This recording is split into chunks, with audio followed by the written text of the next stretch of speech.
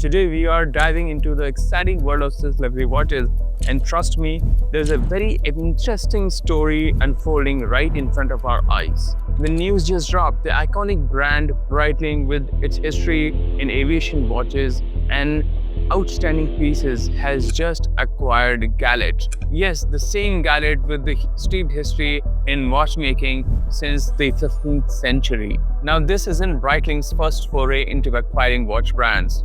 They did the same thing a couple of years back with Universal Genève, a watch brand with distinguished history. What is going on here? Is Breitling just acquiring brands and adding to its roster? No, there's something else at play. The owner of Breitling, which is a private equity group called CVC Capital Partners, and the CEO of Breitling, George Kern, are making a masterstroke in the world of acquisition and building big businesses by putting together multiple businesses. They are not just buying watch brands. They are building a luxury group brick by a historical brick. Now think about it. In the world of watches, the consumers seek enduring value and authenticity. History is an invaluable asset. You cannot manufacture decades, let alone centuries of watchmaking history. Gallet, for example, has history stretching back 500 years. They are known for creating innovations in chronographs and multiple other complications. Their watches were used by the military and for scientific expeditions. On the other hand, Universal Genève also boasts interesting complications, innovative designs, and at one point in time, Universal Genève watches used to adorn the wrists of politicians and celebrities alike. CVC and George can understand this implicitly. They have been acquiring these brands one by one, the brands which are actually sleeping giants, even if these brands have not been in the news lately, but they have a loyal fan base. Universal Genève and Gallet are known for their history, and when Breitling brings them back to life, it will be a completely different story. Look, this isn't about adding SKUs to the catalog. It is about acquiring built-in narrative, instant credibility, and a deep connection with the watch enthusiasts who value all these things, and these are dear to their hearts. In a market where new brands pop up every day, owning this kind of history and provenance is a massive competitive advantage, and this is something which George Kern and CVC Capital Partners know too well. Now let's put on the private equity hat for a moment. CVC Capital Partners acquired Breitling in 2017. Since then, it's been 8 years. What they want to do now is improve the performance of Breitling as a business, increase the revenue, improve the margins, and expand the valuation.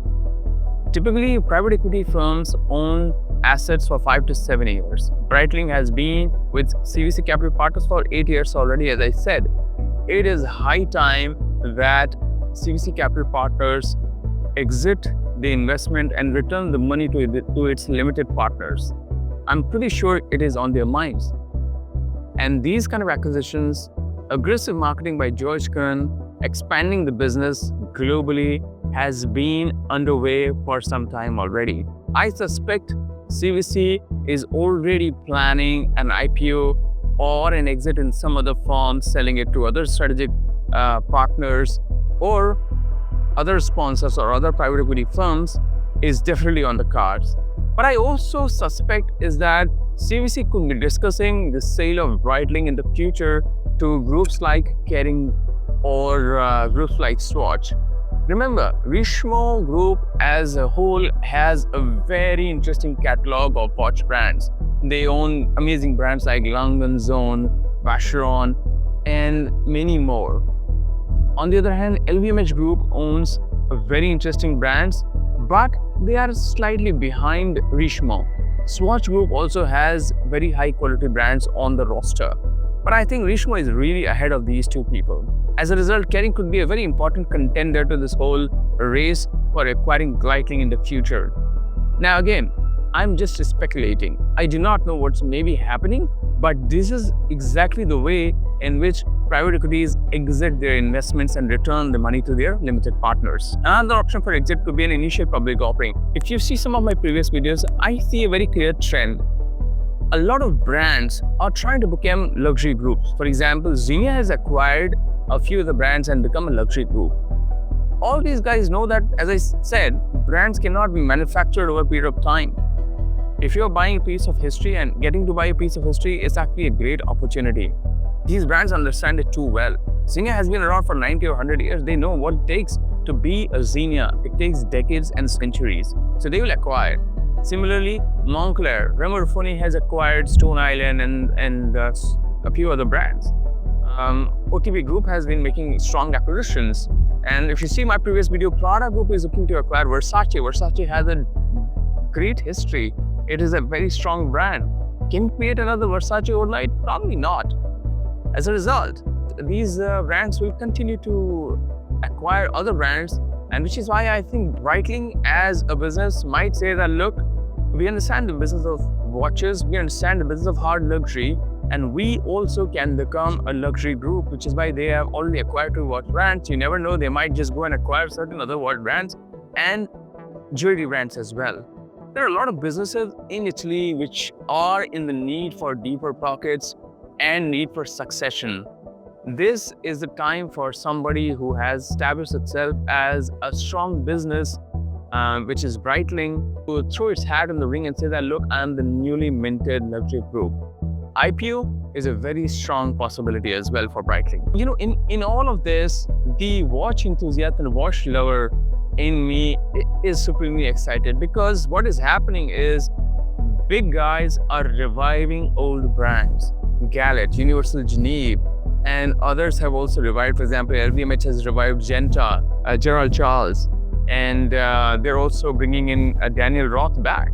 Now, some of these things have happened, which is a very interesting and amazing sign for the world of luxury. If something was dying and had a history, is really a potent, a brand to be taken up by a bigger guy, as I said earlier.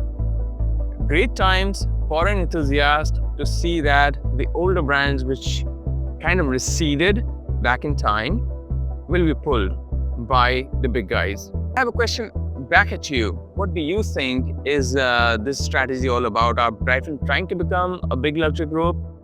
Are they just going to be an unlisted company and might just want to get absorbed by a bigger luxury group? What is happening with their strategy? What's your point of view? Your love and affection allows me to keep going back with interesting stories from the world of luxury. Stay tuned. That was Deto Speaks. Thank you so much.